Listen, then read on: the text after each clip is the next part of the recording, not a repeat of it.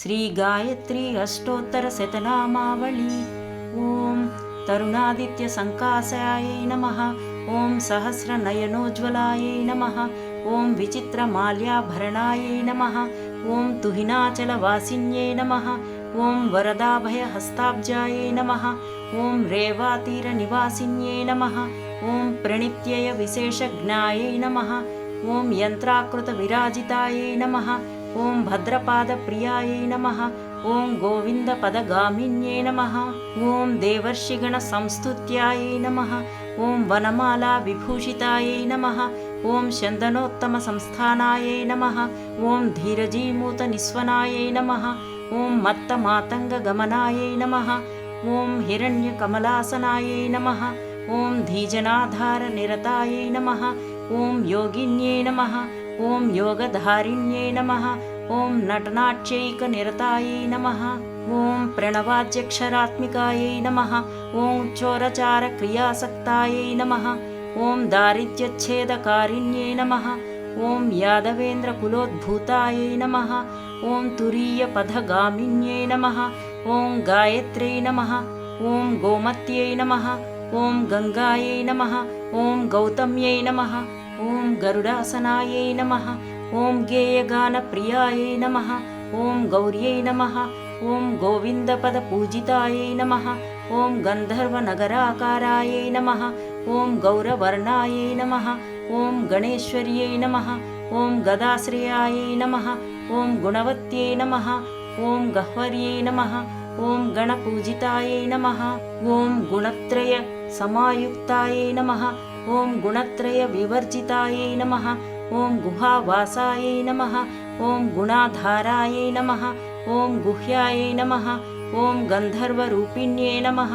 ॐ गार्ग्यप्रियायै नमः। ॐ गुरुपदायै नमः। ॐ गुह्यलिङ्गाङ्गधारिण्यै नमः। ॐ सावित्र्यै नमः। ॐ सूर्यतनयायै नमः। ॐ सुषुम्नानाडिभेदिन्यै नमः। ॐ सुप्रकाशायै नमः। ॐ सुखासीनायै नमः। ॐ सुमत्यै नमः। ॐ सुरपूजितायै नमः। ॐ सुषुप्त्यवस्थायै नमः। ॐ सुदत्यै नमः। ॐ सुन्दर्यै नमः। ॐ सागराम्बरायै नमः। ॐ सुधांशुबिम्बवदनायै नमः। ॐ सुस्तन्यै नमः। ॐ सुविलोचनायै नमः। ॐ सीतायै नमः। ॐ सर्वाश्रयायै नमः। ॐ सन्ध्यायै नमः। ॐ सुफलायै नमः। ॐ सुखदायिन्यै नमः। ॐ सुभ्रुवे नमः। ॐ सुनासायै नमः।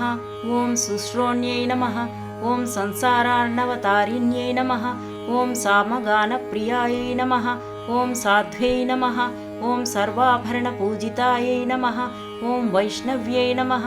ॐ विमलाकारायै नमः। ॐ महेन्द्र्यै नमः। ॐ मन्त्ररूपिण्यै नमः। ॐ महालक्ष्म्यै नमः। ॐ महासिद्ध्यै नमः। ॐ महामायायै नमः। ॐ महेश्वर्यै नमः। ॐ मोहिन्यै नमः। ॐ मधुसूदनचोदितायै नमः। ॐ मीनाक्ष्यै नमः। ॐ मधुरावासायै नमः। ॐ नगेन्द्रतनयायै नमः। ॐ उमायै नमः। ॐ त्रिविक्रमपदाक्रान्तायै नमः। ॐ त्रिस्वरायै नमः। ॐ त्रिलोचनायै नमः। ॐ सूर्यमण्डलमध्यस्थायै नमः। ॐ चन्द्रमण्डलसंस्थितायै नमः। ॐ वह्निमण्डलमध्यस्थायै नमः। ॐ वायुमण्डलसंस्थितायै नमः। ॐ व्योममण्डलमध्यस्थायै नमः। ॐ चक्रिण्यै नमः। ॐ चक्ररूपिण्यै नमः।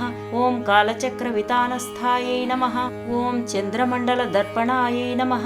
ॐ ज्योत्स्नातपानुलिप्ताङ्ग्यै नमः। ॐ महामारुतवीजितायै नमः। ॐ सर्वमन्त्राश्रयायै नमः। ॐ धेनवे नमः। ॐ पापघ्नै नमः। ॐ परमेश्वर्यै नमः। इति श्री गायत्री अष्टोत्तरशतनामावलिः सम्पूर्णम्।